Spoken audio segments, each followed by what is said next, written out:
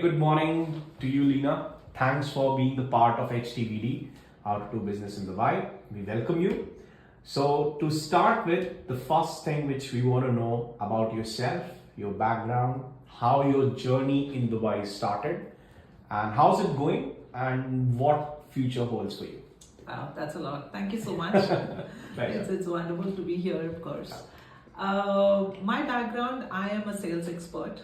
I've been in sales for almost 3 decades now. I want to believe that I was born into sales. Wow. And I moved into Dubai in 2000, so it's almost about 22. Wow, 2000. Yeah, it's about 22, Quite an 23 years. experience, yeah. After a decade, you forget that you moved into some country, but then this place makes you so comfortable that you love to count the number of years. That's the way I would look at it. So my business, or me as a person, work with businesses to help them understand the science of selling. So I work with them to really apply the science of selling, because there is a method to the madness when you're with a customer.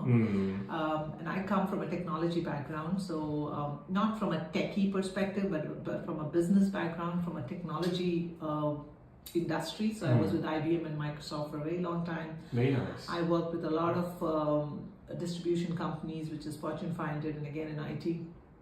So my learnings have been in multiple phases. I would say that my career started in India but flourished in Dubai. So wow. That's the way I could look at it, because I started in 96 my career in Dubai, in India, but then I moved to Dubai, and then I just didn't look back.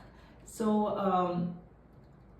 that's what I do, and I help clients since about 2015. I've been a sales consultant. I support a lot of different verticals, different industry verticals, which is more towards healthcare, technology per se, because I've been in technology for a long time, oil and gas, telecom, insurance, plastic industry, manufacturing industry, because the concept is about science of selling, right? So there's a formula to how you actually engage with your customer. So that's my background. That's where I come, and that's where I love to lead. And I think Dubai, one of the, if I may want to, take it forward a little more about how you feel about working with clients out here.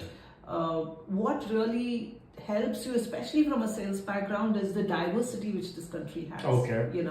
So I think naturally being in sales helps you to maneuver between a lot of personalities. But because this is one region which I've seen with, I think, 200 plus nationalities, I would be doing injustice if I'm reducing the number, but then 200 plus nationalities. That's true. Yeah, so imagine you're kind of navigating through these different nationalities. It kind of builds you as a person as well. That's true. So it's very enriching. That's so true. So I mean, this is very exciting. Sales. I mean, when we first listen to this word, in the pretext, it is very scary, because when people say, "Oh my God, is it going to happen or is it not going to happen? Do we, will we be meeting targets?" There's so many thoughts when we talk about sales as a word. And sales has different kind of definition all across the globe. What about Dubai?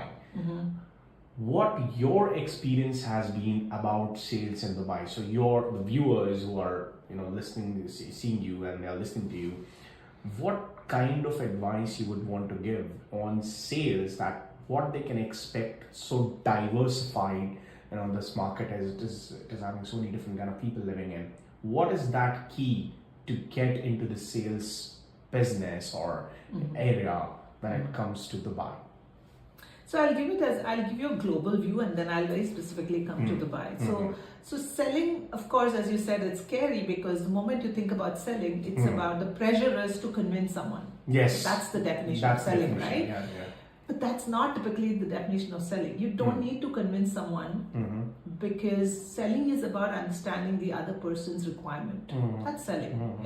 Sales is about helping your customers see what they want to accomplish. That's the definition of selling. But because sales has been a domain where people believe that it doesn't have a specific, I would say, educational pathway. So it's more or less like framed as, if you don't do anything, just fall into sales. Yeah. That's typically what it is. What it is, yeah. But that's the most difficult part of your, you've got to understand someone from their perspective is the most toughest part than any other function. Because each function has a method, like finance as a method, as a formula. You have operations has got certain processes, you follow that.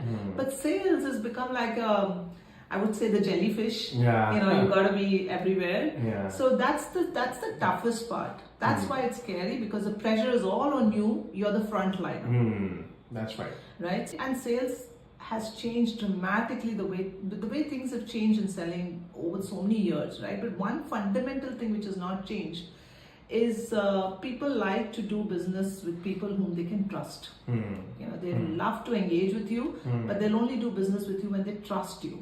That's right. So that fundamental has not changed. More so in Dubai, what typically happens is, what I feel, it kind of enhances your skill in sales, because everybody who comes into this region comes with that pressure of making things happen. Makes sense. Right? So everybody is here to make things happen. They're moving out of their comfort zone from their own ecosystem where they've been, and they're coming here. So what good takes place in that is everybody wants to support each other, because everybody comes with that thought process of, we want to survive. So survive so that you can help each other. So that's right. So that pressure kind of is taken off from you, that you have to convince someone, because the other person is also in the same boat as you. Same boat as you, yeah. That they travel to different. The reception is much more. The reception is much more, and with reception also comes pressure, because everybody's trying to survive. Okay, I understand where you're coming from, but because I have to survive, you need to understand me more. That's right. No, that's a very valid point. Yeah. So how about your experience? As you said, that fundamental is trust. Yeah. You might have dealt with so many different nationalities. Yes. There are Filipinos, there are Arabs, there are Europeans, there are South Americans, Britishers. Out of your experience, how do you build trust with these different kind of nationalities? What your advice would be for building trust, seeing those cultural differences, and you have to be very culturally sensitive. Yeah. So how you deal and maneuver within that cultural setup to build the trust with people who are there in interacting with you or working with you? Yeah, I know the trust is the most difficult part, right? Because it builds over time. Over time. Yeah. So how do you where do you even start? Yeah. Right. And the cultural aspect of it. Yeah. What kind of reflections you have? Any older experience of yours? Any interesting story you have? Something if you can share with us. Yeah. So I think one of the most important factors is anywhere, any part of the world. Somebody, when it's a vibe, right? Yeah, it's a vibe. Yeah. You kind of feel that, are you really listening to me? Yeah. Are you really understanding me? Yeah. How do I set that context right in the beginning?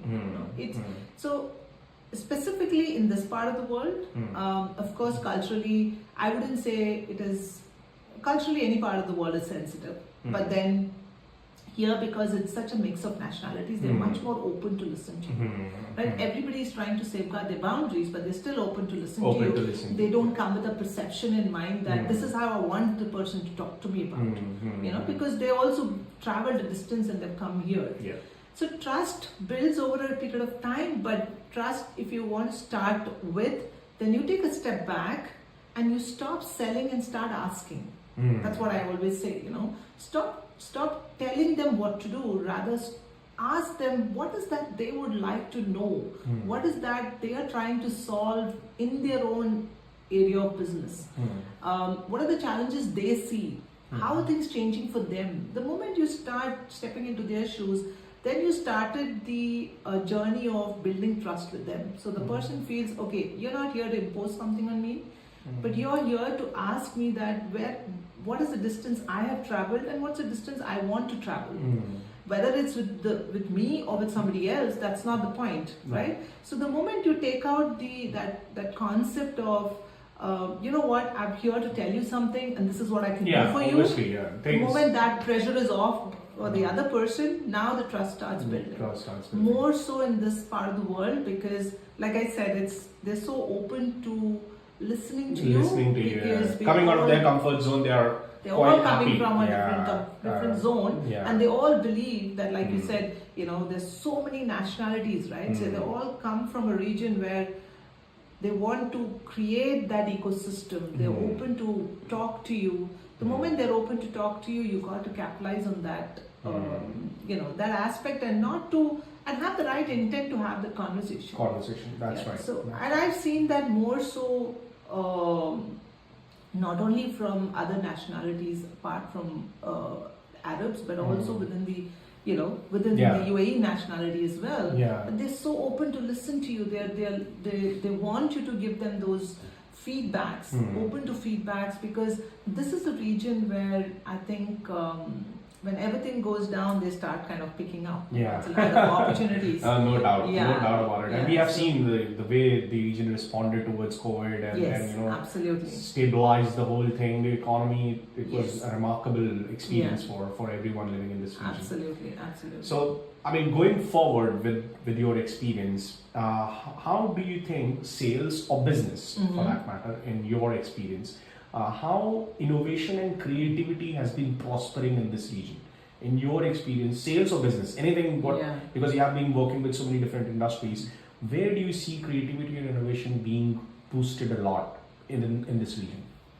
A couple of areas, right? So basically, to even start with, I think recently when they started off with categories where they would like to bring people with creative ideas, innovation, new ideas. There's nothing called this idea is good or that.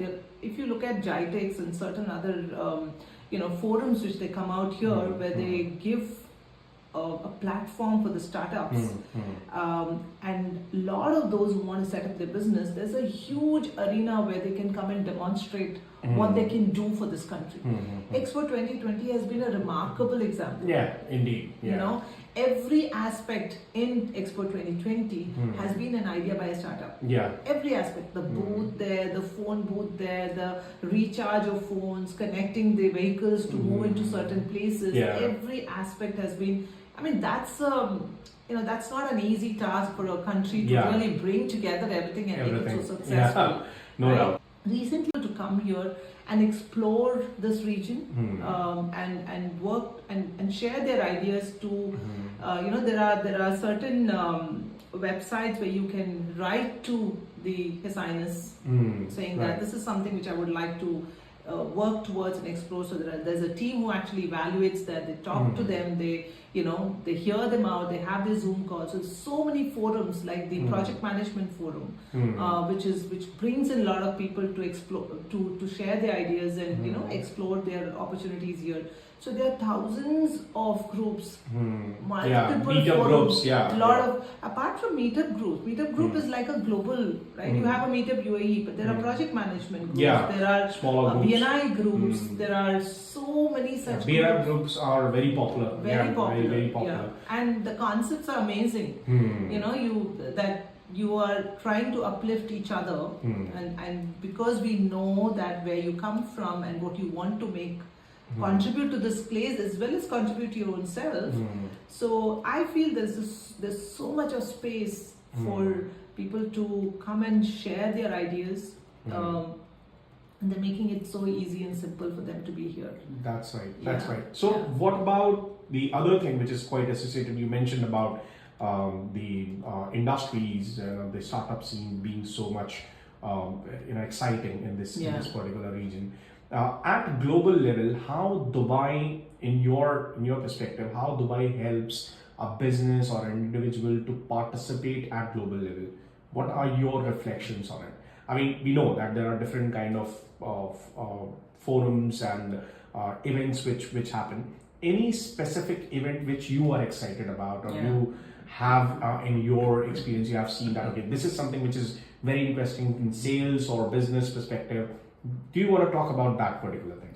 Yeah, multiple such gigantic events. Actually, from a global level, the Dubai has really made it so easy to start a business here. It just takes you 72 hours to set up company. It's that simple, right? So that's the most that's easiest key point. 72 hours to have a free zone visa and pick a zone of your choice. You're not even restricted to any of that. Right? That's number one. Two is the kind of events they organize in true sense a networking event. Like for example, if you take Jitex, one of the most, I would say there were about 8 million people last year. During COVID itself, they maintained it so well. I mean, not during the COVID year, but then the moment we came out of the COVID year 2021, they managed the whole ecosystem so well so that we can network seamlessly. Then you have for the healthcare, the Arab Health. That's one of the largest equivalent to what Jitex is. All the healthcare sector, organizations come and present here, and there's a lot of startups who come up with their innovative thought processes there. Then you have from the food industry, the Gulf Foods. The Gulf Food, Then you have from the organic industry, the organic and natural. Again, it's a 5-day event. You have those events. Then you have consistently the solar energy event, the VTEX which happens here. Then you have the cybersecurity event. So every sector, they've made sure that there are events which is really formalized in a way that you can, you actually go there, talk to people, network and explore the opportunities. Indeed. I mean, that's something which is very exciting for people to know that for you may be in any kind of a business. If you want to explore the region, you want to explore the different possibilities of growing your business, because I believe there are so many different people living over here. They can give such a good feedback to your product or program or process which you want to launch, that it can be one of the best testing grounds for you to go global. Absolutely. And that's the right word you used. And the zone is located in such a way that it's like a bouncing ground. 6 hour flight to London. Another 6 hour flight to the 3.5 hours, you're back home as well, back in India. So that's, and the number of flights which go, and like it's crazy. It's so like Dubai airport maximum. So it was total madness. This last week, the winters are kicking in, and tourists. Oh my God, it's such a vibe. And this part of the year is like heaven. So I guess from a forum perspective, it's not only work towards the end of the year, but throughout the year. It starts in Jan, it goes on to Feb and March. The certain period which is the hottest period, which is July, August, it goes light because down, but worldwide everybody is on a holiday during that time.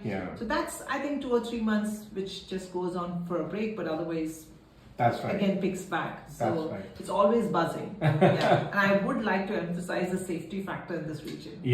Indeed. I mean, it's like I think women empowerment and women safety are just marvelous. Yes, absolutely. And in fact, there was a report of Bloomberg, the most best cities to live in. First was, I think, some city in Spain. And the second was Dubai. Absolutely. That's remarkable. So, that's remarkable. I mean, if you can just walk out of your house 24 hours outside without any, and of course the infrastructure is amazing. I think from a technology perspective also, they're always wanting to be ahead of the game.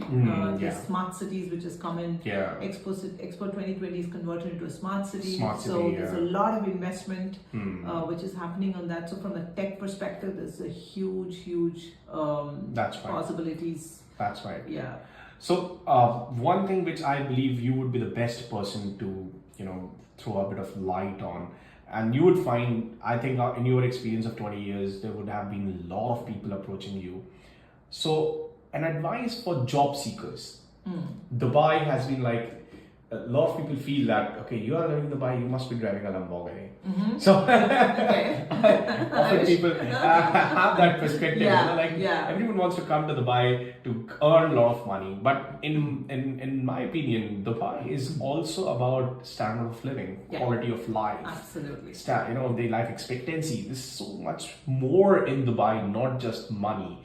So what is, again, from a job seeker's advice, how this job scene is, how they can find a good job, which sectors are doing good, and what they can expect from the overall working culture in Dubai. What's your opinion on that? Okay, so I'll start from the working culture. It's very inclusive, extremely inclusive, because we're all different nationalities coming together. So there's openness and comfort. There's a lot of notion that, okay, you're in this part of the world, so it's very conservative. It's absolutely open to ideas, very comfortable to work with. Equal opportunities. This is my experience, and I've heard many people say this. Many people might have different experiences, but from 20 years, I probably want to take the best of, all the best of what has happened. For job seekers, my advice would be that there are huge opportunities in this region. There's no doubt about it, right? But as long as you're not coming here asking for a job, you'd rather look at what is that value you can bring to that organization. Your conversation should be that way, right? For example, if you're an HR a person who wants to look for a job, what's that from your domain you can add value to that organization? Because today the recruiters or the business heads or the organizations here, they are looking at, when somebody comes on board, what's that they can change for us or better for us. That's very much fun, right. Even from an entry level just out of college person or someone who's seasoned, if you're not able, because nobody has the time, nobody wants to spend that time to they would love to upscale you and enable you, as long as you can actually help them see that value you're bringing. So that's like inevitable, right? The moment you show them that value, what you can bring to the table, then you have a better chance to be a part of their ecosystem. Because everybody is in that growth path here. As I'm seeing in the last 2 years, right after COVID, also during COVID, there's been a huge shift in the way businesses are being done and the way they're scaling in their business. So if you have to be a part of the scale and growth, you need to have a conversation about what's the value you can bring to the table, not just go there looking for a job. This is one serious personal advice I would love to give to everybody. The moment then you become a better applicant or a better person to be, because for one job there are hundreds of applicants. That's right. So how do I really scout and see the best? I will only look for the one who's giving me that differentiation. So which sectors, in your opinion, which sectors are going to be the promising sectors people can look at from the job perspective? I think oil and gas for sure, because oil is doing well. Healthcare, absolutely yes. Healthcare, because indeed, there's so much of innovation happening in healthcare. That's right. And technology for sure. Blockchain, the IT sector, blockchain, metaverse, because Dubai has announced that this is going to be the metaverse region of the world by 2025. That's right. So you can imagine the kind of technology transition they're going through. A lot of robotics and digital transformation happening. Plus telecom is also taking a different direction. Insurance is also booming, but I would talk about healthcare, technology, oil and gas, and of course telecom to a large extent. So that could be the focus industries. That's good. Manufacturing also to a large extent. There's a lot of investment happening. There's a lot of investment happening for manufacturing. So that's also another area to look into. That's good. I mean, thanks for the insights. Thank you so much. These are some very beautiful insights. One last question. So I always ask this with my interviewees, and the one last question. Take a deep breath, and one advice, personal advice. One personal. You can give more if you want, but one personal advice for people, what they should expect or what they should have in their mind when they come to Dubai. So while they are taking a flight and they'll land here, with what mindset they should come to Dubai? I would say it's a very, very personal advice, right? You come with a dream and make sure that you make it happen here, because here dreams are made happen. Dreams come true, because I would say dreams come true if you make it happen, because the avenues are there for you to make it happen. There's so many opportunities. There's so many. You just got to find the right group, the right people.